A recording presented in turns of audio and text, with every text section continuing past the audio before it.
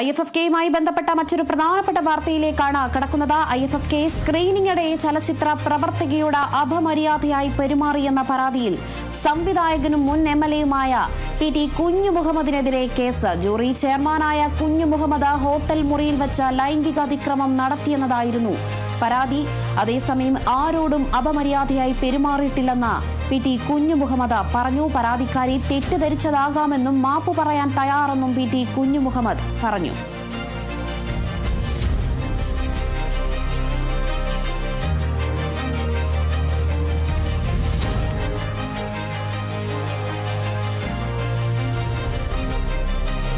IFFK സ്ക്രീനിങ്ങിന്റെ ഭാഗമായി കഴിഞ്ഞ മാസമാണ് IFFK സ്ക്രീനിങ്ങിനിടെ സംവിധായകൻ അപമാനിച്ചു എന്നൊരു പരാതി വന്നിരുന്നത്. വനിതാ ചലച്ചിത്ര പ്രവർത്തക മുഖ്യമന്ത്രിക്ക് പരാതി നൽകിയിട്ടുണ്ടായിരുന്നു. കഴിഞ്ഞ മാസമാണ് IFFKയിലെ സ്ക്രീനിങ്ങിന് ആവശ്യമായുള്ള സിനിമകൾ തിരഞ്ഞെടുത്തത്. അതിനുശേഷം തിരുവനന്തപുരത്തെ ഒരു ഹോട്ടലിൽ എല്ലാവരും ഒത്തുകൂടുകയായിരുന്നു. ആ ഒരു സമയത്താണ് ചലച്ചിത്ര പ്രവർത്തകയോട്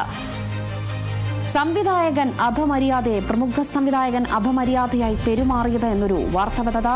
ഏതായാലും ആ സംവിധായകന്റെ പേരാണ് ഇപ്പോൾ പുറത്തു വന്നിരിക്കുന്നത്. അപമര്യാദയായി പെരുമാറിയതിൽ പരാതിയിൽ പറയുന്ന പ്രമുഖ സംവിധായകൻ മുൻ MLAയും PT കുഞ്ഞു മുഹമ്മദിനെതിരെയാണ് ഇപ്പോൾ കേസ് വന്നിരിക്കുന്നത്. ജൂറി ചെയർമാനായ കുഞ്ഞു മുഹമ്മദ് ഹോട്ടൽ മുറിയിൽ വെച്ച് ലൈംഗിക അതിക്രമം നടത്തി എന്നതായിരുന്നു പരാതിയിൽ പറയുന്നത്.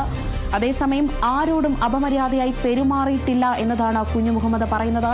ഈ ലൈംഗിക അതിക്രമ കേസ് അല്ലെങ്കിൽ ഈ ആരോപണത്തെ പൂർണ്ണമായും തള്ളുന്ന രീതിയിലാണ് കുഞ്ഞു മുഹമ്മദിന്റെ ആരോപണം ഇപ്പോൾ ഉണ്ടായിരിക്കുന്നത്. പരാതിക്കാരി ഒരുപക്ഷെ തെറ്റിദ്ധരിച്ചതായിരിക്കാം എന്നതാണ് PT കുഞ്ഞു മുഹമ്മദ് പറയുന്നത്. മാപ്പ് പറയാൻ അങ്ങനെ ഒരു തെറ്റിദ്ധാരണ ഉണ്ടെങ്കിൽ താൻ മാപ്പ് പറയാൻ തയ്യാറാണെന്നും PT കുഞ്ഞു മുഹമ്മദ് പറയുന്നു. IFFK സ്ക്രീനിങ്ങിനിടെ സംവിധായകൻ അപമാനിച്ചെന്ന പരാതി ഉയർന്നിരുന്നു.